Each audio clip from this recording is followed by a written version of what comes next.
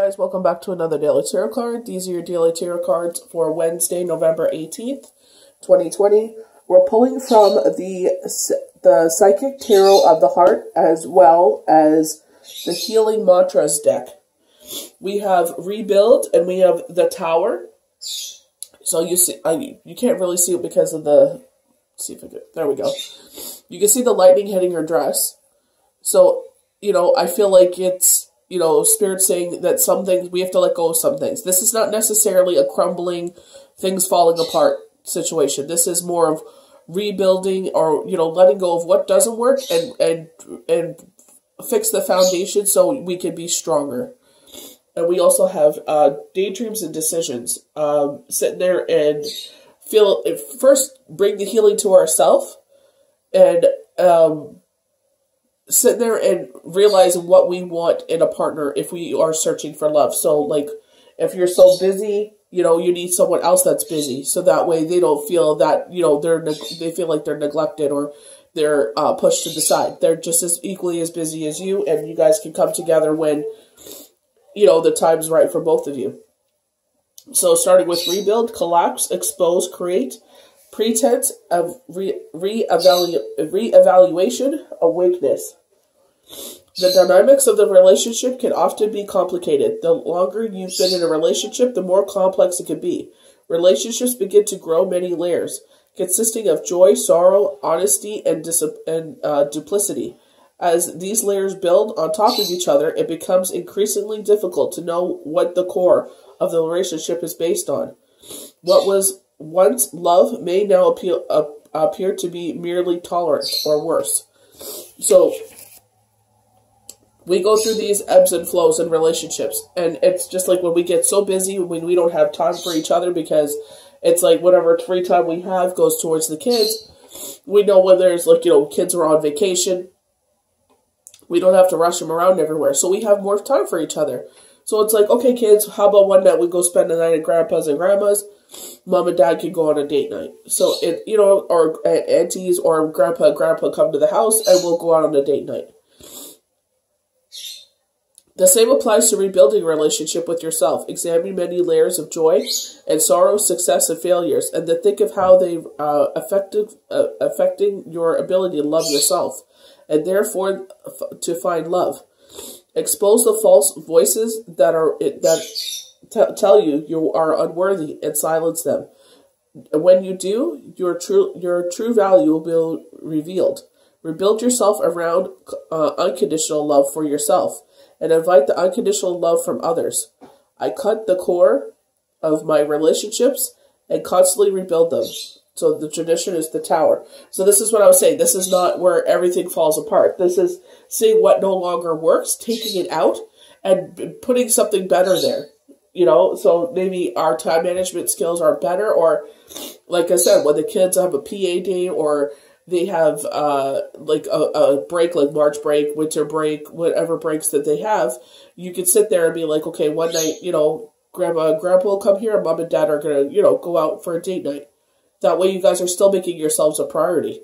You know, if you're able to get your, you know, on the weekend, if the kids are playing so many sports and you're scrambling around, especially nowadays, making yourself, like, even if it's a date night in the backyard, making yourselves a priority. It's like, I'm trying to block there we go, try to block the sunlight here, but you see the light, the sun is very bright in that card, the number 16, Rebuild, as well as she's hanging on to her heart, but red is usually our root chakra, so I feel like this is getting regrouping and grounding. Regrounding, I feel like, you know, that's what they're trying to say, is regrounding. Sitting there and getting back to your core values again. So we have daydreaming and decisions. Fantasy, imagination, options, choices. When this card appears, it often means that there are certain amounts of confusion, uncertainty regarding your love life. So again, our love life. What is it that you really desire? What would you like to change or attract? What you have many options in front of you if you will only see them. Do some daydreaming about possible futures. Have fun. And this is where it's like a lot of people, it's like, you know, oh, they must be depressed because they're daydreaming. It's like, no, sometimes they're just escaping reality. Or maybe it's like they have no time for a love life and they daydream about that love life. or that they're not so busy. So it's, you know what I mean? It's just, you know, finding that balance, but it's also bringing that love to yourself, finding the value in yourself, your true value. You know, everything you bring to the table and say, wow, I do a lot in my relationship. So I need someone, obviously not someone that's going to kiss your butt falsely, but, you know, someone that appreciates it.